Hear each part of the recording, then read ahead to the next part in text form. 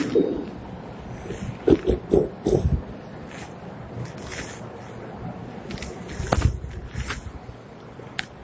لله نحمده ونستعينه ونستغفره ونعوذ بالله من شرور انفسنا ومن سيئات اعمالنا من يهد الله فلا مضل له ومن يضلل فلا هادي له واشهد ان لا اله الا الله وحده لا شريك له واشهد ان محمدا عبده ورسوله يا ايها الذين امنوا اتقوا الله حق تقاته ولا تموتن الا وانتم مسلمون يا أيها الناس اتقوا ربكم الذي خلقكم من نفس واحدة وخلق منها زوجها وبث منهما رجالا كثيرا ونساء واتقوا الله الذي تساءلون به والأرحام إن الله كان عليكم رقيبا يا أيها الذين آمنوا اتقوا الله وقولوا قولا سديدا يصلح لكم أعمالكم ويغفر لكم ذنوبكم ومن يطع الله ورسوله فقد فاز فوزا عظيما أما بعد فإن خير الحديث كتاب الله وخير الهدي هدي محمد صلى الله عليه وسلم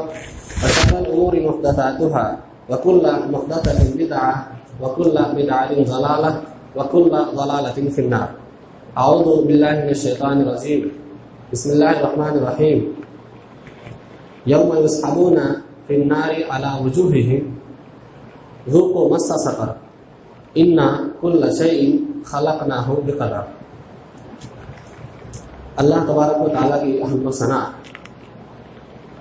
اسی کی تعریف و توصیف کے بعد درود و سلام کے نذرانے ہوں تمام انبیاء کرام پر، بالخصوص نبی آخر الزمان جناب محمد رسول اللہ صلی اللہ علیہ وسلم پر۔ ہم اور آپ عام طور پہ اس بات کو سنتے ہیں، جانتے ہیں، مانتے ہیں کہ ایک مسلمان جو سچے دل سے، خلوص دل سے لا الہ الا اللہ کا اقرار کرے گا، وہ جہنم کی آگ اس کو چھو نہیں سکتی۔ عین یہی الفاظ، یہی بات نبی کریم صلی اللہ علیہ وسلم نے اپنی حدیث میں ارشاد فرمایا کہ جو بندہ خلوص دل سے لا الہ الا اللہ کہے گا تو وہ جہنم میں داخل نہیں ہوگا۔ جہنم کی آگ کو اللہ تعالیٰ نے لا الہ الا اللہ کے اقرار کرنے والے تمام ہی افراد کے لیے، مردوں عورتوں بچوں میں سب تمام لوگوں کے لیے اللہ نے جہنم کی آگ کو حرام قرار دیا ہے۔ یہاں ایک اہم سوال جو اس حدیث کے تناظر میں پیدا ہوتا ہے وہ یہ ہے کہ کیا کوئی ایسا امت کا شخص جو لا الہ الا اللہ کا اقرار ایک طرف کرے اور اس اقرار کے جو منافی امور ہیں ان کا ارتکاب کرے تو کیا وہ لا الہ الا اللہ کہہ دینے میں مخلص ہوگا؟ کیا اس کا وہ لا الہ الا اللہ جو وہ اقرار کرنے کے بعد اس کے منافی امور کو انجام دیتا ہے، کیا اس کے بعد بھی وہ لا الہ الا اللہ کا اقرار کر لینے سے جنت میں داخل ہو جائے گا؟ اس کو جہنم کی آگ نہیں چھوئے گی؟ اگر قرآن و حدیث کی نصوص آپ اٹھا کر دیکھیں تو آپ کو یہ بات واضح طور پر ملے گی کہ قیامت کے دن بہت سارے لوگ ایسے ہوں گے جو لا الہ الا اللہ کہنے کے بعد بھی جہنم رسید ہوں گے، جہنم ہی ان کا ٹھکانہ ہوگی۔ جیسا کہ نبی کریم صلی اللہ علیہ وسلم نے خود لمبی حدیث ہے، اس میں آپ نے ارشاد فرمایا کہ قیامت کے دن جب وہ اہل جہنم میں چلے جائیں گے تو ان میں سے جن لوگوں کو جہنم سے نکالا جائے گا ان کی ایک کیٹیگری بتائے کہ فرشتوں کو حکم دیا جائے گا کہ تم جہنم سے بعض لوگوں کو نکال لو، تو اللہ کے رسول نے فرمایا فرشتے ان کو سجدے کے نشانات سے پہچان کر جہنم سے نکالیں گے، یعنی فرشتوں کی سفارش اہل جہنم کے لیے کام آئے گی۔ وہ اہل جہنم میں سے کون لوگ ہوں گے؟ جن کے پیشانی پر سجدے کے نشانات، یعنی وہ سجدہ جب کرتے تھے دنیا میں تو اس کی وجہ سے ان کو پہچانا جائے کہ یہ نمازی لوگ تھے، یہ مومن لوگ تھے، تو ان کو جہنم سے نکالا گیا۔ اس سے کیا بات ثابت ہوئی؟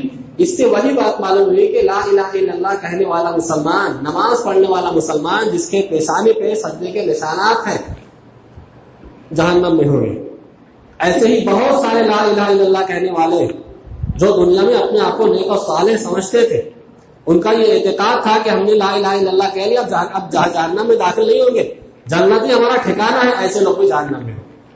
قرآن مجید کی آیت ہے وَمَا يُؤْمِنُ أَكْثَرُهُم بِاللَّهِ إِلَّا وَهُم مُشْرِكُونَ، اکثر لوگ ایمان لانے کے بعد بھی شرک کرتے ہیں. اس کا وہی مطلب ہے کہ لا الہ الا اللہ کہنے کے بعد بھی اکثر لوگ شرک کرتے ہیں. جب شرک کرتے ہیں تو حالت شرک میں مرنے کی وجہ سے وہ جہنم میں جائیں گے. اب اس میں فرق ہوگا. شرک اکبر ہے تو جہنم میں ہمیشہ رہیں گے, شرک اصغر ہے تو جہنم میں عارضی طور پہ رہیں گے. لا الہ الا اللہ کا اقرار کیا ہے لیکن اعمال میں خرابی ہے تو عارضی طور پہ جہنم میں جائیں گے. جیسا عمل ہوگا, جیسا ان کا کردار ہوگا, اس کی مناسبت سے وہ سزا بھگتنے کے بعد جہنم سے نکالے جائیں گے. یہ ساری تفصیلات ہیں. ان تفصیلات میں ایک بات یہ جو بطور خاص اشارہ کرنا ہے کہ لا الہ الا اللہ کہنے کے بعد جو مسلمان جہنم میں ہوں گے, واضح طور پر شریعت کے دلائل اس بات کی طرف اشارہ کرتے ہیں کہ ان کے عقیدے میں کسی نہ کسی طرح کی خرابی ہو.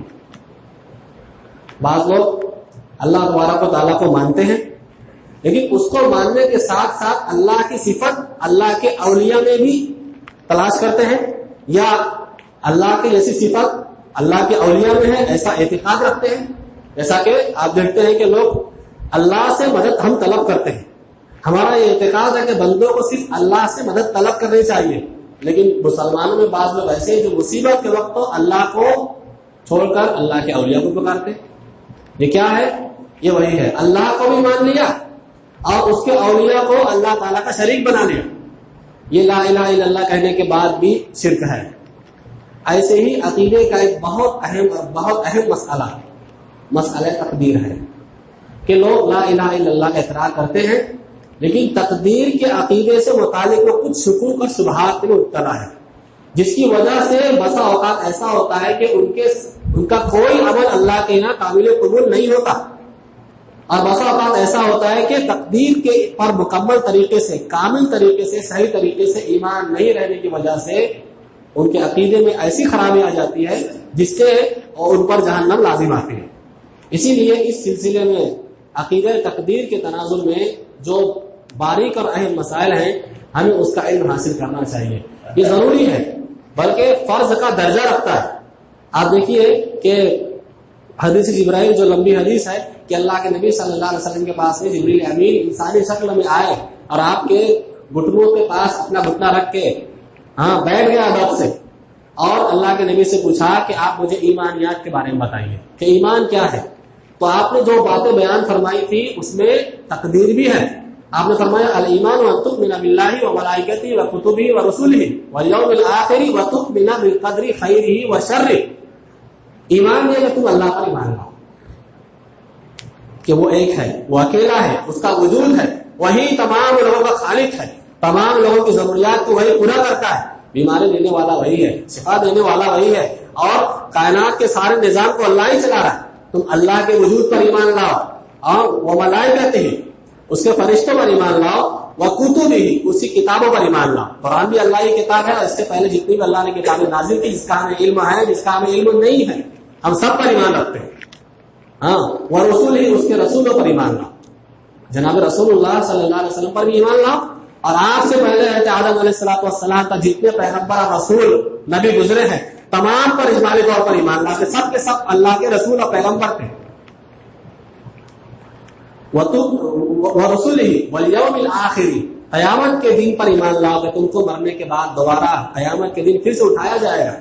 وَتُؤْمِنَ بِالْقَدْرِ خَيْرِهِ وَشَرِّهِ, تقدیر کی اچھائی اور تقدیر کی برائی پر ایمان لاؤ. کیا ہے یہ؟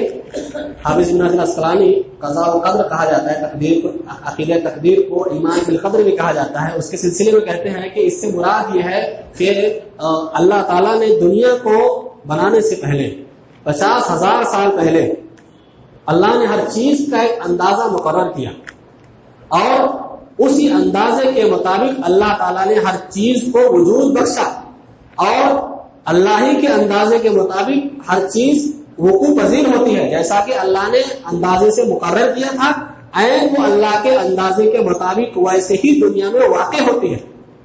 تو حافظ ابن حجر اسقلانی اس تصریح کے بعد کہتے ہیں کہ یہ جو بات بیان کی جا رہی ہے اس پر تمام صحابہ کا, تمام امت کے ائمہ اور علماء کا اس سلسلے میں اتفاق ہے. یہی عقیدہ تقدیر ہے. سابقہ ادوار میں کچھ لوگ گزرے, ان میں سے دو فرقہ گزرا, ایک قدریہ کا, ایک جبریہ کا.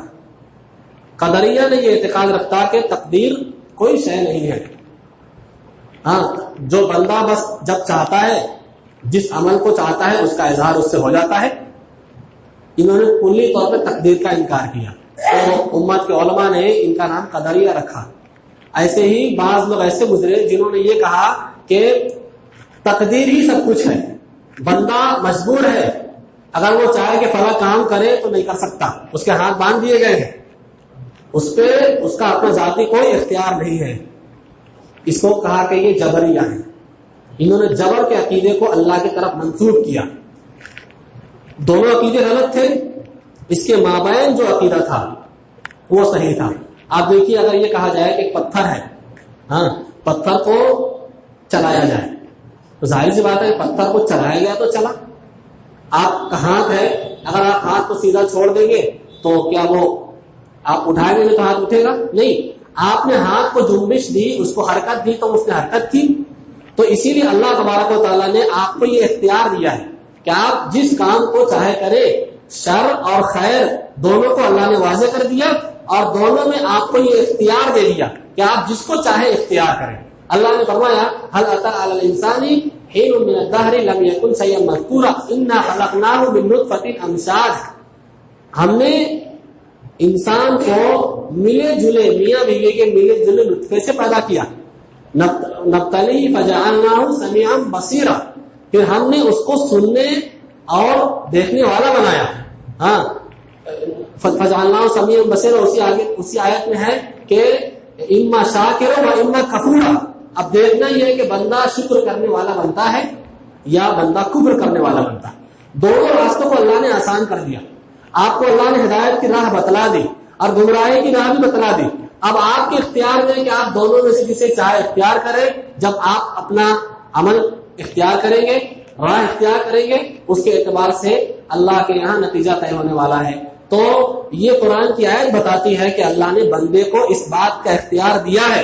اس کو اللہ نے عقل سے، فہم سے، سوچ اور سمجھ سے نوازا ہے کہ اپنی سوچ اور سمجھ کے مطابق وہ صحیح یا غلط چیز کا اختیار کرتا ہے. تو یہ جبر کا جو عقیدہ تھا کہ سب چیزیں اللہ کی طرف سے ہوتی ہے، اس سے بندے کا کوئی اختیار نہیں ہے، یہ بات بھی غلط ہے. اور یہ بات کہ بندہ اپنے اعمال کا خود خالق ہے، یہ اور خطرناک ہے، جبکہ بندے کے افعال کے خالق اللہ تبارک و تعالیٰ ہے. اللہ نے ہر چیز کا اندازہ مقرر کر دیا. قرآن مجید کی جو آیت میں نے آپ کے سامنے پڑھی، یوم یسحبون فی النار علی وجوہہم ذوقوا مس سقر، کہ اس دن ان کو منہ کے بل جہنم میں گھسیٹا جائے گا. ایک آخری کا تذکرہ ہے. ہاں، اور ان سے کہا جائے گا ذوقوا مس سقر، اس جہنم کی آگ کا تم مزہ چکھو. انا کل شیء خلقناہ بقدر، ہم نے ہر چیز کو ایک مقررہ اندازے سے پیدا کیا ہے. یہ آیت کب نازل ہوئی؟ نبی کریم صلی اللہ علیہ وسلم سے بعض مشرکین نے تقدیر کے سلسلے میں جھگڑا کیا، بحث اور مباحثہ شروع کر دیا. تب اللہ تبارک و تعالیٰ نے قرآن مجید کی آیت کریمہ نازل فرمائی کہ ہم نے ہر چیز کو ایک مقررہ اندازے سے پیدا کیا ہے. اب ایک اندازہ انسان کا ہے اور ایک اندازہ اللہ تبارک و تعالیٰ کی ذات کا ہے. دونوں میں فرق کیا ہے؟ انسان کا اندازہ صحیح بھی ہو سکتا ہے اور انسان کا اندازہ غلط بھی ہو سکتا ہے، لیکن اللہ کا اندازہ صرف صحیح ہوگا. کیوں؟ اس واسطے کہ وہاں بھول چوک نسیان اس طرح کا کوئی نقص وہاں موجود نہیں ہے.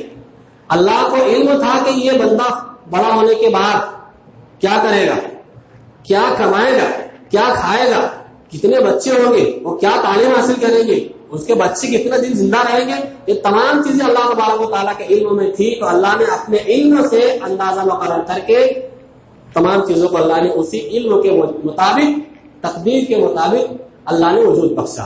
اس سلسلے میں اگر ایک روایت دیکھی جائے تو مزید بات واضح ہوتی ہے. حضرت یہ عبد الواحد بن سلیم ایک غالباً طبع تابعی ہیں، انہوں نے عطا ابن ابی رباح امام ابو حنیفہ کے استاد، ان سے کہا کہ بصرہ میں کچھ لوگ ایسے ہیں جو تقدیر کی نفی کرتے ہیں. بصرہ میں کچھ لوگ ایسے ہیں جو تقدیر کی نفی کرتے ہیں. تو انہوں نے کہا کہ کیا آپ نے قرآن مجید پڑھا ہے؟ کہا ہاں قرآن تو پڑھا ہے میں نے. کہا کہ پھر زخرف کی آیتیں پڑھنا شروع کرو. تو سورہ زخرف پڑھنا شروع کیا تو جب اس آیت پر پہنچے وَإِنَّهُمْ فِي أُمِّ الْكِتَابِ تو کہا کہ اب ٹھہر جاؤ. ٹھہر گئے. حضرت عطا کہنے لگے کہ تم جانتے ہو یہ ام الکتاب سے مراد کیا ہے؟ کہا نہیں. کا उम्मुल किताब से मुराद अल्लाह की लिखी हुई तकदीर है। और अल्लाह ने उस तकदीर में इस बात को लिख दिया था कि फिरौन ऐसा होगा, फिरौन जहन्नमी होगा। अल्लाह ने उस तकदीर में इस बात को भी लिख दिया था कि अबू लहब के दोनों हाथ टूट जाएंगे और वो हलाकत का शिकार होगा। अब्दुल वाहिद कहते हैं कि मैं उसके बाद हजरत एक सहाबी का नाम लिया कि मैं उनके बेटे वलीद से मिला, उबादा इब्न सामित के बेटे वलीद से मैं मिला और उनसे पूछा कि आपके वालिद मोहतरम ने कभी आपको कोई वसीयत की थी? कहा हाँ, मेरे वालिद मोहतरम ने मरने से पहले मुझसे कहा था कि वलीद देखो, अल्लाह ताला से डरो और तुम उस वक्त तक अल्लाह से नहीं डर सकते जब तक कि तुम तकदीर की अच्छाई और तकदीर की बुराई पर ईमान न ले आओ, और तुम उस वक्त तक तकदीर पर ईमान नहीं रख सकते जब तक कि ये ना मान लो कि जो चीज तुम्हें पहुंचने वाली थी वो तुमसे चूक नहीं सकती थी, जो चीज तुम्हें पहुंचने वाली थी वो तुमसे टल नहीं सकती थी, और जो चीज तुम्हें नहीं पहुंचनी थी वो तुम्हें कभी नहीं पहुंचनी थी। तुम तकदीर पर उस वक्त तक ईमान नहीं रख सकते जब तक कि इसको ना जान लो। हाँ, फिर हमारे इब्न सामित कहते हैं कि मैंने नबी करीम सल्लल्लाहु अलैहि वसल्लम को ये फरमाते हुए सुना कि अल्लाह तबारक व तआला ने सबसे पहले कलम को पैदा किया और कलम से कहा कि उक्तुब, लिख। कलम ने कहा अल्लाह क्या लिखूं? तो कलम से अल्लाह ने ये कहा कि आज और आज से पहले और बाद में जो कुछ हो चुका उन तमाम चीजों को लिख दे। तो कलम ने तमाम चीजों को लिख करके महफूज कर दिया। तो ये अकीदा तकदीर है कि अल्लाह ने दुनिया को बनाने से 50,000 साल पहले कलम को लिख हुक्म दिया कि तू तकदीर लिख कि आने वाले जमाने में क्या होगा, कब कयामत कायम होगी, उससे पहले और उसके बाद की जितने भी मामलात है तमाम मामलात को कलम बंद कर दिया गया और स्याहियां खुश्क हो गई और अल्लाह ने उसको लौह महफूज में महफूज कर दिया। लौह महफूज को लौह महफूज क्यों कहा जाता है? इसलिए कि वो लोगों के इंटरफेयर से महफूज है, उसमें बंदे का कोई इख्तियार नहीं है। हमारे यहाँ लोग बयान करते हैं कि हमारे यहाँ एक वली थे, उनकी ये फजीलत थी और ऐसा था, वो तो लौह महफूज में तमाम चीजों को झांक कर देख लिया करते थे। ये सारी चीजें खुराफात और बकवास है और बदअकीदगी की राह को खोलने वाली है। लौह महफूज जो अल्लाह ने लोगों के महफूज किताब में तकदीर को अल्लाह ने महफूज रखा है, ये महफूज किताब बंदों के इख्तियारात से, अंबिया के इख्तियारात से, फरिश्तों के इख्तियारात से बाहर की चीज है और सिर्फ अल्लाह तबारक व तआला के इल्म में। तो ये तकदीर का अकीदा कि जो चीज तुम्हें पहुंचनी थी वो पहुंचनी ही थी, जो चीज तुम्हें मिलनी थी वो मिलनी ही थी, जो चीज आपको नहीं मिल सकी वो आपको कभी नहीं मिली। बंदे को जो अच्छाई पहुंचती है अल्लाह ने उसे लिख रखा है, वो मिन जानिबिल्लाह है, अल्लाह की तरफ से है। बंदे को जो बुराई पहुंचती है वो भी अल्लाह तबारक व तआला की मशीयत और उसके इरादे से पहुंचती है। अगर बंदा इस तरह का ईमान रखता है तो उसका अकीदा बिलकद्र, ईमान बिलकद्र उसका सही है। अगर इसके बरखिलाफ जाता है ईमान में गड़बड़ी है।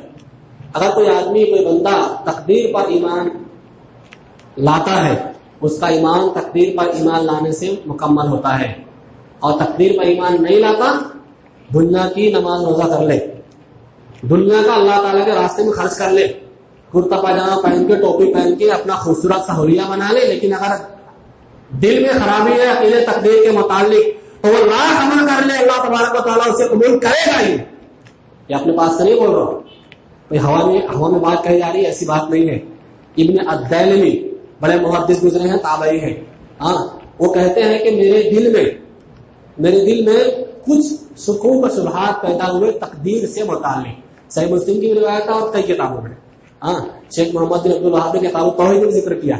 वो कहते हैं कि जब मेरे दिल में शुबहा पैदा हुआ तो मैं नबी करीम सल्लल्लाहु अलैहि वसल्लम के सहाबी में हज़रत उबय इब्न काब के पास पहुंचा और मैंने उनसे कहा कि उबय इब्न काब, देखो मेरे दिल में तकदीर के मुतालिक कुछ शुबहात पैदा हुए, हाँ, तो क्या तुम उस सिलसिले में नबी करीम सल्लल्लाहु अलैहि वसल्लम की कोई हदीस जानते हो? कहा। फिर अल्लाह के नबी की हदीस पढ़ के सुनाई। इख्तिसार बयान कर रहा हूँ, बाज़ रिवायतों में इसकी तफसीर भी है कि अगर तुम में से कोई शख्स उहुद पहाड़ के बराबर सोना भी अल्लाह के रास्ते में खर्च कर दे, यानी उहुद पहाड़ के बराबर सोने का मालिक बन जाए, फिर उसको अल्लाह तबारक व तआला के रास्ते में सदका कर दे, तो अल्लाह तबारक व तआला उसकी किसी ने उस सोने के पहाड़ खर्च किए हुए को अल्लाह तबारक व तआला उस वक्त तक कबूल न करेगा जब तक कि वो तकदीर की अच्छाई बुराई पर ईमान डाले। ये बयान किया कि وہ تقدیر کی اچھائی برائی بیان کی کہ جو چیز تجھے پہنچنی تھی وہ تجھ سے ٹل نہیں سکتی تھی، اور جو چیز تجھے نہیں پہنچنی تھی وہ کبھی نہیں پہنچنی تھی اگر تم اس پر ایمان نہیں لاتے۔ تمہارا کوئی عمل اللہ تبارک و تعالیٰ کے یہاں قابل قبول نہیں ہوگا۔ اسی روایت میں یا اس معنی کی دوسری روایت میں ہے کہ تم اس کے علاوہ کسی اور عقیدے پر مرو گے تو تمہیں دوزخ کی آگ میں جلایا جائے گا۔ ایک روایت میں ہے فَمَن لَّمْ يُؤْمِن بِالْقَدْرِ خَيْرِهِ وَشَرِّهِ، اگر تم تقدیر کی اچھائی اور برائی پر ایمان نہ لاؤ تو تمہیں جہنم کی آگ میں جلایا جائے گا۔ اور یہاں اس روایت میں کہا گیا کہ احد پہاڑ کے برابر سونا خرچ کر دے، تقدیر پر ایمان نہ لائے تو اللہ تعالیٰ اسے قبول نہیں کرے گا۔ اس سے یہ بات پختہ طریقے سے ثابت ہو جاتی ہے کہ تقدیر پر ایمان میں جتنی کمی یا گڑبڑی ہوگی اتنے انسان کے اعمال کی قبولیت میں کمی واقع ہوگی، اور کلی طور پر تقدیر پر اگر ایمان نہیں رکھتا تو کافر ہو جائے گا۔ اس امت محمدیہ کا مجوسی ہے وہ شخص جو تقدیر پر ایمان نہیں رکھتا ہے۔ کیا دلیل ہے اس کی؟ عبداللہ بن عمر رضی اللہ تعالیٰ عنہ سے روایت ہے، وہ اللہ کے نبی سے روایت کرتے ہیں کہ ہر امت میں مجوسی گزرے ہیں، میری اس امت کے مجوسی قدریہ ہیں، یعنی جو تقدیر کا انکار کرتے ہیں۔ لہذا جب وہ کوئی تقدیر کا انکار کرنے والا شخص اگر بیمار پڑے تو تم اس کی عادت نہ کرو، اگر وہ مر جائے تم اس کی جنازے میں شرکت نہ کرو۔ رسول اللہ صلی اللہ علیہ وسلم کا ارشاد گرامی صحیح سند کے ساتھ منقول ہے، اور ایک روایت میں ہے کہ لَيَكُونَنَّ فِي هَذِهِ الْأُمَّةِ خَسْفٌ وَمَسْخٌ أَوْ قَذْفٌ، میری امت میں شکلوں کو بگاڑ دینے کا اور زمین میں دھسا دینے کا اور آسمان سے پتھروں کی بارش کے ہونے کا عذاب نازل ہوگا۔ اور کن پر نازل ہوگا؟ پھر آپ نے فرمایا فِي الْمُكَذِّبِينَ بِالْقَدْرِ، یہ ان پر نازل ہوگا جو تقدیر کا انکار کرتے ہیں۔ کتنی بڑی بات آپ اندازہ لگائیے، ایمانیات کا بیان چل رہا ہے۔ ہمارے یہاں صرف ایمان کے لوگ بات کرتے ہیں، اس کی جزئیات کو، اس کی باریکیوں کو نہ بیان کرتے ہیں نہ اس کی باریکیوں کو سمجھتے ہیں۔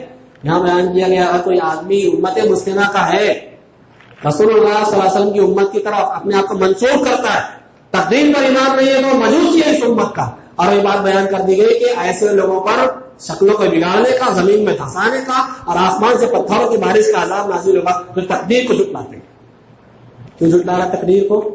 اس کی عقل نہیں مان رہی ہے، اس کی عقل میں کچھ باتیں سمجھ میں نہیں آ رہی ہے۔ ہر چیز کا شریعت نے علاج بتایا، اور شرط ہے کہ آدمی شبہات پیدا کرنے والوں کے بجائے جو صحیح علم والے لوگ ہیں ان کی طرف رجوع کریں۔ آئیے اس تناظر میں کچھ جو تفصیلات جو میں نے اختصار کے ساتھ نوٹ کی ہے، یقیناً اس کے لیے یہ مختصر سا وقت ناکافی ہوتا ہے، لیکن میں کچھ تفصیلات جو میں نے ذکر کی ہے، نوٹ کی ہے، اسے آپ کے سامنے بیان کرنا چاہتا ہوں۔ سب سے پہلے یہ کہ قرآن مجید میں اللہ تبارک و تعالیٰ نے تقدیر کا ذکر کہاں کہاں کیا۔ اگر صرف ان تفصیلات کو بیان کیا جائے تو خطبہ جمعہ ناکافی ہوگا، لیکن بس ایک دو دلیلیں پیش کروں جس سے یہ بات ثابت کرنا مقصود ہے کہ بندے کے اوپر اگر کوئی چیز آتی ہے، ایک پتا بھی اگر گرتا ہے تو وہ اللہ تعالیٰ کی تقدیر، اس کی قدرت کاملہ سے گرتا ہے، اس کے اختیار سے ہوتا ہے، اس کی مشیت اور اس کے ارادے سے ہوتا ہے۔ اللہ نے فرمایا ما اصاب من مصیبت فی الارض ولا فی انفسکم، کہ زمین میں کوئی مصیبت نہیں آتی اور نہ ہی تمہاری اپنی جانوں کو کوئی تکلیف پہنچتی ہے، کوئی مصیبت آتی ہے، ہاں الا فی کتاب من قبل ان نبراها، مگر یہ کہ وہ اس کے پیدا ہونے سے پہلے کتاب میں اللہ کے یہاں لکھی ہوئی ہے۔ یہی تقدیر کا تذکرہ ہے۔ اب یہ کیوں ہے؟ اللہ نے فرمایا لِكَيْ لَا تَأْسَوْا عَلَىٰ مَا فَاتَكُمْ وَلَا تَفْرَحُوا بِمَا آتَاكُمْ، یہ اس لیے ہے کہ تم کے کوئی چیز اگر تم کو نہ پہنچے، کوئی تم کو مصیبت، کوئی چیز تم کو نہ ملے تم اس پر غم نہ کرو، اور کوئی چیز تم کو مل جائے تم اس پر فخر نہ کرو۔ یہ اللہ تبارک و تعالیٰ کی طرف سے ایک نظام ہے کہ دنیا میں آنے والی ہر مصیبت، دنیا میں انجام ہونے والا ہر فعل اللہ تبارک و تعالیٰ کی قدرت، رحمان کی قدرت سے ہوتا ہے، اور اسی قدرت کاملہ سے اللہ نے اپنی تقدیر میں اس کو پہلے سے لکھ رکھا ہے، اور اسی کے مطابق وہ دنیا میں وجود پاتا ہے۔ وَمَا كَانَ لِنَفْسٍ أَن تَمُوتَ إِلَّا بِإِذْنِ اللَّهِ كِتَابًا مُؤَجَّلًا، کسی نفس کو وَمَا كَانَ لِنَفْسٍ أَن تَمُوتَ إِلَّا بِإِذْنِ اللَّهِ، جس جاندار کو موت آتی ہے وہ اللہ تبارک و تعالیٰ کے حکم سے آتی ہے۔ کسی جاندار کو موت اللہ کے حکم کے بغیر نہیں آتی، اس سے پہلے کہ وہ کتاب معجل اللہ تبارک و تعالیٰ کے تقدیر میں لکھی ہوئی ہے۔ اب ہمارے یہاں ایکسیڈنٹ میں مارا گیا کوئی آدمی، اچانک اس کی وفات ہو گئی، دیوار کے گرنے سے یا مکان کے گرنے سے ایسا حادثہ ہو گیا، تو ہمارے یہاں لوگ یہ بیان کرتے ہیں کہ ایسا لگتا ہے کہ اس کی موت वक्त से पहले हो गई। उसमें ये भी लोग ख्वातीन अकीदा रखती हैं कि अब तो जब तक कि उसकी मौत का वक्त नहीं आएगा, जब तक कि उसकी रूह भटकती रहेगी, फला फला शक्ल में होगी, और मुख्तलिफ किस्म के अकीदे बना लिए लोगों ने। ये कुरान की इस आयत के खिलाफ है। अल्लाह ने साफ कहा कि किसी जानदार को मौत नहीं आती मगर ये कि वो अल्लाह तबारक व तआला की किताब में लिखी हुई है, अल्लाह के हुक्म से आती है। एक्सीडेंट में मारा जाना ये अल्लाह तबारक व तआला की तरफ से तकदीर ही का फैसला है। उसके लिए अल्लाह ने वो सबब लिखा था, उसकी मौत का अल्लाह ने वो जरिया लिखा था, लिहाजा उस जरिए से उसको मौत आ गई। एक्सीडेंट की मौत उसकी तबई, उसकी अपनी हकीकी मौत है। वो ऐसी मौत नहीं है कि बाद में उसकी मौत का वक्त आएगा जब उसकी रूह सिज्जीन या इल्लीयीन में दाखिल होगी, ऐसा मामला नहीं है। बल्कि अल्लाह ने उसको उसी वक्त में मुतय्यन किया था, उसका वही सबब था, उसकी उतनी ही जिंदगी थी, हमें मान लेना चाहिए। अब किसी की भी मौत है इस तनाजुर में, तो एक बात ये थी। ऐसे ही अल्लाह तबारक व तआला ने कुरान मजीद की कई आयतों में इन तमाम बातों का तज़किरा फरमाया। उससे कतई नजर हम आगे बढ़े कि कोई आदमी तकदीर पर अगर ईमान ले आता है तो इसके बहुत से फवायद हैं, और तकदीर पर ईमान नहीं लाने के इसके बहुत से नुकसानात हैं। इनमें से एक अहम चीज है कि हमारे यहाँ जो इंसान के दिल में जो शक पैदा होता है कि इंसान की जिंदगी में होने वाला हर अमल जब अल्लाह ने तकदीर में लिख दिया है तो फिर इंसान को वही चीज मिलती है जो लिखी है, तो कोशिश का क्या मतलब है? कोशिश का क्या मतलब है फिर? तो इसके हदीस से बयान किया गया है कि नबी करीम सल्लल्लाहु अलैहि वसल्लम ने इरशाद फरमाया, लौ अन्नकुम कुंतुम तवक्कलूना अलल्लाहि हक्का तवक्कुलिही लरज़क़कुम कमा यरज़ुक़ुत तैर, कि तुम अगर अल्लाह पर ऐसे भरोसा करो जैसा कि उस पर भरोसा करने का हक है, तो तुमको वो उस जगह से रोजी देगा जैसा कि वो परिंदों को उस तरह रोजी देगा जैसा कि उसने परिंदों को रोजी देता है। क्या कि वो जब सुबह अपने घोंसलों से निकलते हैं तो खाली पेट होते हैं, जब वो शाम को वापस लौटते हैं तो उनका पेट भरा हुआ होता है। अब देखिए, परिंदे अल्लाह पर भरोसा जैसा करते हैं, अगर तुम वैसा भरोसा अल्लाह पर करो तो अल्लाह ताला तुमको भी उसी तरह रोजी देगा। क्या मतलब है इसका? इसका मतलब है कि परिंदे अपनी रोजी के लिए अपने घोंसलों से निकलते हैं, तो इंसान को तरक्की के लिए, तामीर के लिए, अपने आप की किफालत के लिए, अपने अहले खाना की किफालत के लिए तकदीर पर भरोसा नहीं करना है, बल्कि तकदीर पर ईमान रखते हुए उसको अपने हाथ को आगे बढ़ाना है, उसको कोशिश करनी है, उसको मेहनत करनी है। इंसान आगे बढ़ेगा, अल्लाह तबारक व तआला रास्ते खोलेगा। इंसान कोशिश करेगा, अल्लाह ताला बरकत से नवाजेगा। इंसान मेहनत करेगा, तामीर और तरक्की की तरफ आगे बढ़ेगा। तो इससे ये मालूम होता है कि अकीदा तकदीर मुसल्लमा हकीकत है, लेकिन ये मेहनत के साथ है, ये मुशक्कत के साथ है, ये इंसान की अपनी कोशिश के साथ है। इंसान को अल्लाह तबारक व तआला तौफीक देता है, इंसान को चाहिए कि उस तौफीक के मुताबिक वो काम करता चले। इस हदीस से मालूम हुआ। इससे उन लोगों का रद्द हो जाता है जो अल्लाह के रास्ते में निकल जाओ अल्लाह ताला घर चलाएगा, ऐसा थोड़ी है। आपको अपने घर वालों की किफालत का अल्लाह तबारक व तआला ने जिम्मेदार बनाया है। आपको उनकी जिम्मेदारी अदा करते हुए दीन के रास्ते में निकलना है, मेहनत करनी है। आप उनकी किफालत छोड़ करके अल्लाह के रास्ते में निकलने की बात करिए, गलत बात है। आप उनकी किफालत के पहले जिम्मेदार हैं। आप दीन घर में भी सीख सकते हैं, अपने महल्ले की मस्जिद में सीख सकते हैं, अपने अहले खाना की जिम्मेदारियों से राह फरार अख्तियार करके अगर अल्लाह ताला के रास्ते में निकलने का बहाना बना रहे हैं तो आपका अकीदा सही है। नबी करीम सल्लल्लाहु अलैहि वसल्लम को देखिए, सहाबा किराम को देखिए, अपने अहले खाना की किफालत की पूरी तरीके से जिम्मेदारी को अदा करते हैं, लेकिन जब अल्लाह तबारक व तआला के रास्ते में मैदान जिहाद में कूदने की बात आई, फिर अल्लाह ताला के रास्ते में कुर्बानी की बात आई, तो उन लोगों ने सब कुछ कुर्बान कर दिया। लेकिन दुनिया और आखिरत में अल्लाह तबारक व तआला ने इनकी नेक नामी को बाकी रखा और आखिरत में सआदतमंद लोगों में और दुनिया में भी अल्लाह तबारक व तआला ने उनके अच्छे लोगों में शामिल किया। तो बुनियादी तौर पर ये बात समझ में आती है कि इंसान को तकदीर पर ईमान रखते हुए उसको मेहनत और उसको कोशिश करनी है। इस तरीके से क्या बंदे को जो तौफीक मिलती है ये अल्लाह तबारक व तआला की तकदीर का हिस्सा है, तो यकीन जाने के ये अल्लाह तबारक व तआला की तकदीर का ही हिस्सा है। हमें जो दुआ सिखाई गई, ला हौला वला कुव्वता इल्ला बिल्लाह, नेकी करने की ताकत नहीं, गुनाह से बचने की कुव्वत नहीं, मगर अल्लाह तबारक व तआला की तौफीक से। तो ये कलमा जब बंदा कहता है तो उसके लिए जन्नत में एक दरख्त लगाया जाता है, ये उसकी फजीलत है।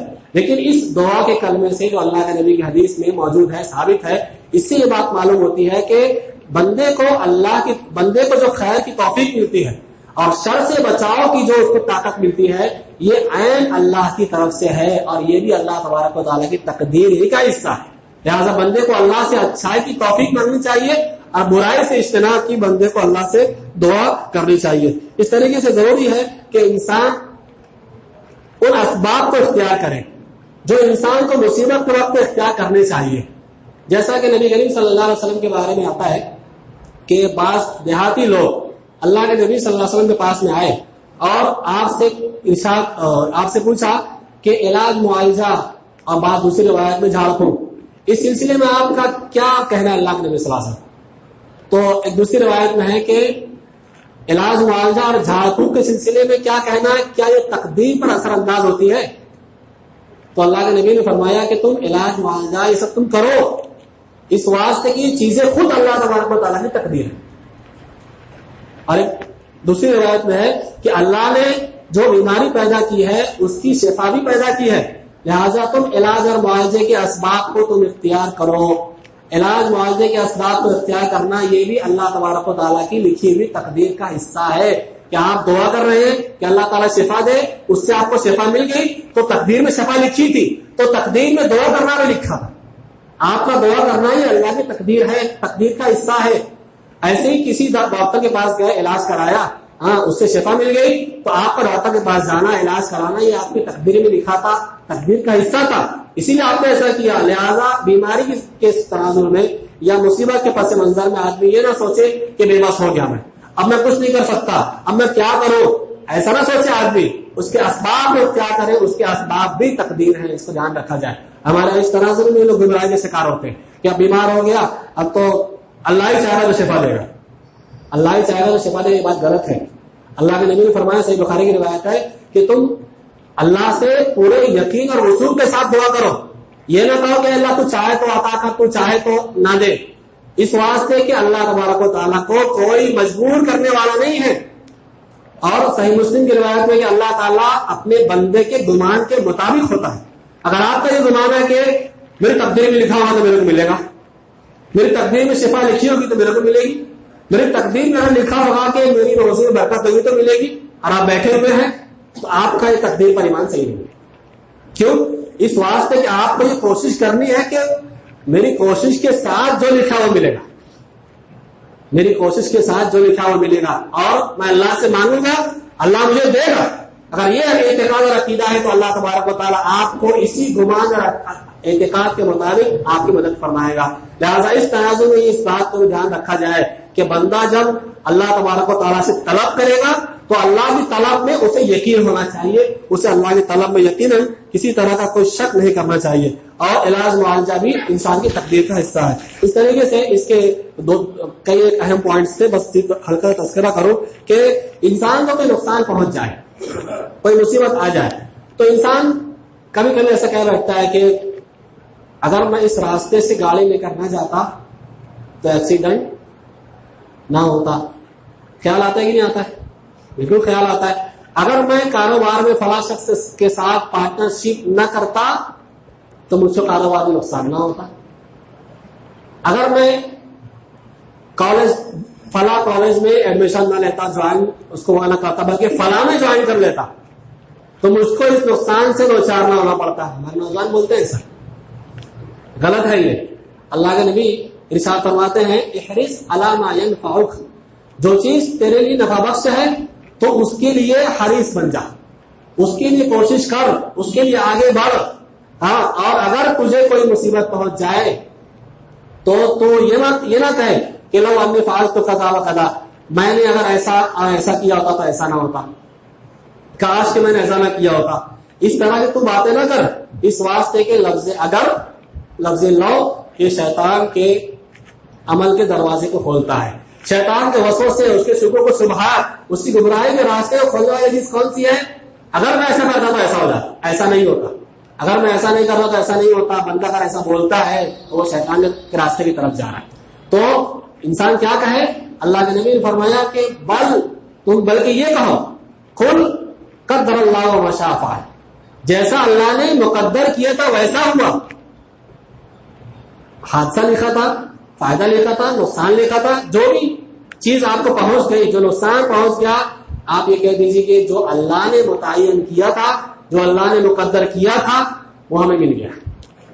بس اگر آپ اس کے خلاف جاتے ہیں تو تقدیر کے عقیدے کے خلاف جا رہے ہیں. گویا کہ آپ یہ کہہ رہے ہیں، جو بندہ یہ کہتا ہے کہ اگر میں ایسا نہیں کرتا تو ایسا ہو جاتا یا ایسا نہیں ہوتا، تو وہ یہ کہنا چاہتا ہے کہ اللہ نے تقدیر میں تو لکھا تھا، لیکن اگر میں نہیں کرتا تو نہیں ہوتا. یہی تو کہنا چاہ رہا ہے وہ. لہذا ایسا نہ کہے، بلکہ کوئی مصیبت آ جائے تو وہ اس پر صبر کرے اور یہ کہہ دے کہ جو اللہ تبارک و تعالیٰ نے میرے لیے متعین کیا تھا وہی ہونا تھا. کیوں؟ اس واسطے کہ جب بندہ اپنی ماں کے رحم میں ہوتا ہے، 40 دن نطفے کی شکل، 40 دن خون کے لتھڑے کی شکل، 40 دن مزید، تو اس میں جب دن پورا ہونے لگتا ہے تو فرشتے آتے ہیں اور اس کا رزق، اس کی زندگی، اس کی موت اور اس سے متعلق تمام مسائل کو وہاں لکھ دیتے ہیں. جب وہاں لکھ دیا گیا ہے تو اسی کے مطابق آگے سارے اعمال اور سارے معاملات ہونے والے ہیں. اس طریقے سے اس تنازع کا ایک اہم پوائنٹ جو یہ ہے کہ اگر بندے کو تقدیر کے سلسلے میں یہ شبہ پیدا ہو، جیسے کہ پیدا ہوتا ہے، علی رضی اللہ تعالیٰ سے روایت ہے کہ اللہ کے نبی کے پاس سے بعض لوگ آئے، جب اللہ کے نبی نے بات بیان کی کہ تو کسی کا دوزخی ہونا، جنتی ہونا، یہ سب اللہ کے لکھ دیا گیا، تو صحابہ کرام نے کہا اللہ کے نبی پھر تو ہم عمل کرنا چھوڑ نہ دیں. کہا نہیں، تم عمل کرتے رہو، اس واسطے کے بندے کے لیے وہ چیز آسان کر دی جاتی ہے جس کے لیے وہ پیدا کیا گیا. فرعون کے لیے ظلم آسان کر دیا گیا، ابو لہب کے لیے شرارتیں آسان کر دی گئی، عمر ابن خطاب رضی اللہ تعالیٰ عنہ کے لیے نیکی کا راستہ آسان کر دیا گیا، تو عثمان کے لیے آسان کر دیا گیا. تو جو آدمی جس کے لیے پیدا کیا گیا ہے اس کو اس کا عمل بتلا دیا جاتا ہے. لہذا انسان کو چاہیے کہ اپنے اختیار کا وہ صحیح استعمال کرے. اس کو پتا چل گیا کہ یہ راستہ کتاب و سنت کا ہے، اس کو پتا چل گیا کہ عقیدہ غلط ہے، یہ عقیدہ صحیح ہے، صحیح کی طرف آ جائے، اپنے عمل کو، اپنے اختیار کو وہاں استعمال کر لے تو انسان صحیح راستے کی طرف آ جاتا ہے. نبی کریم صلی اللہ علیہ وسلم نے استدلال کے طور پہ سورۃ اللیل کی کچھ آیتیں تلاوت فرمائی. آپ نے فرمایا فَأَمَّا مَنْ أَعْطَىٰ وَاتَّقَىٰ، اللہ نے ارشاد فرمایا کہ جس نے خرچ کیا، اللہ کے راستے میں عطا کیا، وَاتَّقَىٰ، اور اس کا تقوی اختیار کیا، وَصَدَّقَ بِالْحُسْنَىٰ، اور نیکی کی اس نے تصدیق کی، سچائی کی اس نے تصدیق کی، فَسَنُيَسِّرُهُ لِلْيُسْرَىٰ، تو ہم اس کے لیے آسان راستے ہی کو آسان کر دیتے ہیں. اس کے لیے آسانی کے راستے کو اللہ تبارک و تعالیٰ آسان کر دیتا ہے. اور اس کے بعد آگے فرمایا کہ وَأَمَّا مَنْ بَخِلَ، جس نے بخیلی اختیار کی، وَاسْتَغْنَىٰ، لاپرواہی برتی، وَكَذَّبَ بِالْحُسْنَىٰ، اور نیکی کی تکذیب کی، اس کو جھٹلا دیا، فَسَنُيَسِّرُهُ لِلْعُسْرَىٰ، تو ہم اس کے لیے تنگی کے اور پریشانی کے راستے کو اس کے لیے آسان کر دیتے ہیں. تو یہ اختیار بندے کو اللہ نے دیا ہے. انسان کو چاہیے کہ اپنے اختیار کا صحیح استعمال کرے اور بیٹھ نہ جائے عمل کر کے، عمل چھوڑ کر کے. ایک روایت عام طور پہ لوگ پڑھتے ہیں، تقدیر کا باب آپ کھولیں گے آپ کو روایت ہر جگہ ملے گی کہ اللہ کے نبی نے ارشاد فرمایا کہ ایک بندہ زندگی میں نیک اعمال کرتا رہتا ہے، لیکن اس کی تقدیر غالب آتی ہے، وہ برا عمل شروع کر دیتا ہے اور پھر وہ جہنم میں پہنچ جاتا ہے.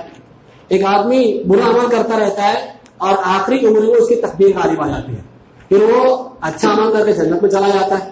اب اس سے نیک آدمی ڈرنے لگتا ہے، یار زندگی بھر میں بچپن سے نمازیں پڑھتا آیا، روزے رکھتا آیا، نیکیاں کرتے آیا، اب اگر آخری وقت میں میری تقدیر غالب آ گئی تو شبہ پیدا ہوتا ہے. لیکن صرف اس روایت کے پڑھنے سے بات معلوم ہوتی ہے. اس روایت کے متعدد ترک ہیں، کئی ترک ہے اس روایت کے. ایک ترک میں یہ ہے کہ انسان کی تقدیر جب غالب آتی ہے اس میں اس کے عمل کا دخل ہوتا ہے. کیا عمل کا دخل ہوتا ہے؟ اس کی تشریح میں علماء نے بیان کیا کہ انسان دنیا میں نیک عمل کرتا ہے، اس سے اس کو اقتدار چاہیے، اس کے ذریعے سے وہ شہرت چاہتا ہے، وہ نیک عمل سے لوگوں کی رضامندی چاہتا ہے، وہ جو نیک عمل کرتا ہے اس سے اللہ تبارک و تعالیٰ کی رضا مقصود نہیں ہوتی، یعنی وہ عمل میں مخلص نہیں ہوتا ہے تو زندگی میں چل جاتا ہے، لیکن موت کے وقت اللہ تبارک و تعالیٰ تقدیر کو غالب کر کے اس کو اس کی اوقات بتا دیتا ہے. تو مخلص نہیں تھا، تو مجرم تھا، تیرا یہ انجام ہے کہ تیری تقدیر کا عمل تیرے پر غالب کر دیا ہے، اب برا عمل کر کے جہنم میں پہنچ جائے. یہ ہوتا ہے انجام. مخلص ہے انسان تو اچھائی کے راستے پر اس کی موت آئے گی، لیکن اگر ڈھونگ کر رہا ہے، تسبیح کے دانے لیے ہوئے ہیں، دل میں برائی ہے لیکن تسبیح کے دانے سے بتانا چاہتا ہے میں بہت نیک آدمی، اپنے بھولیے سے نیکی کا اظہار کرتا ہے لیکن اندر سے جرائم میں مبتلا ہے، وہ اندر سے دل سے مخلص نہیں ہے، اس کی تقدیر مرنے سے پہلے غالب آئے گی، اس کو اللہ تبارک و تعالیٰ اس کا انجام بتا کے رہے گا. اس کا آخری جو عنوان کا آخری نہیں، خطبے کا آخری، ابھی اس کا ایک پورا پہلو اللہ تبارک و تعالیٰ کی مشیت کا، اس کے علم کا، اسی قدرت کاملہ کا جو اسی تقدیر سے جڑا ہوا ہے، اس پورے پہلو کو میں نے چھوڑ دیا. آخری بات بیان کروں کہ کیا بندے کے کچھ اعمال سے اس کی تقدیر تبدیل ہو جاتی ہے. مجھے 35 تک کا ٹائم دیا گیا تھا، بس 2-4 منٹ اوپر اور لے لوں معذرت کے ساتھ میں. یہ مسئلہ اہم ہے کہ کیا بندے کے دعا کرنے سے تقدیر بدل جاتی ہے؟ تو اس کا جواب یہ ہے کہ جی ہاں، دعا کرنے سے بندے کی تقدیر میں تبدیلی ہو سکتی ہے. اب کیسے تبدیلی ہوگی، کیا دلیل ہے، اس کی الگ سے بحث ہے. صرف اشارہ کروں کہ لوح محفوظ میں اللہ نے دنیا کو بنانے سے 50,000 سال پہلے جو تقدیر لکھی تھی اس میں تبدیلی نہیں ہوتی، وہ متعین ہے. اس کے علاوہ ایک تقدیر معلق ہے. وہ کون سی ہے؟ انا انزلناہ فی لیلۃ القدر، ہم نے اس قرآن کو تقدیر والی رات میں نازل کیا. یہ شب قدر جس سے ہم کہتے ہیں لیلۃ القدر، ہر سال کی رمضان کی آخری عشرے کی 5 تاک راتوں میں اس کو ایک ہوتی ہے. اس رات میں اللہ تبارک و تعالیٰ اس مبارک رات میں فرشتوں کو فیہا یفرق کل امر حکیم جو کہا گیا، اس میں ہر محکم کام کا فیصلہ کیا جاتا ہے. تو لوح محفوظ سے 1 سال کی تقدیر کا پورا شیڈول نکال کر کے فرشتوں کو لیلۃ القدر کی رات میں سونپا جاتا ہے. اسی لیے اس رات کو تقدیر والی رات بھی کہا جاتا ہے. تو یہ فرشتوں کو جو لوح محفوظ سے ہر انسان کے سال بھر کا شیڈول جو سونپا جاتا ہے، یہ تقدیر معلق ہے. جب بندہ دعا کرتا ہے تو اسی تقدیر میں تبدیلی واقع ہوتی ہے. ایسا اہل علم بیان کرتے ہیں. فیہا یفرق کل امر حکیم کی تفسیر میں علماء نے اس بات کو مختلف تناظر میں ذکر کیا ہے. اور اس سلسلے میں روایت بھی ہے اور کئی دلیلیں ہیں، جیسا کہ اللہ کے نبی نے فرمایا من احب ان یبسط له فی رزقه او ينسى له فی اثره فلیصل رحمه. تم میں سے جو آدمی چاہتا ہے کہ اس کی روزی میں اور اس کی عمر میں برکت ہو تو اس کو چاہیے کہ وہ صلہ رحمی کرے، رشتہ داری کو جوڑے، دوسروں کے ساتھ اچھا برتاؤ کرے.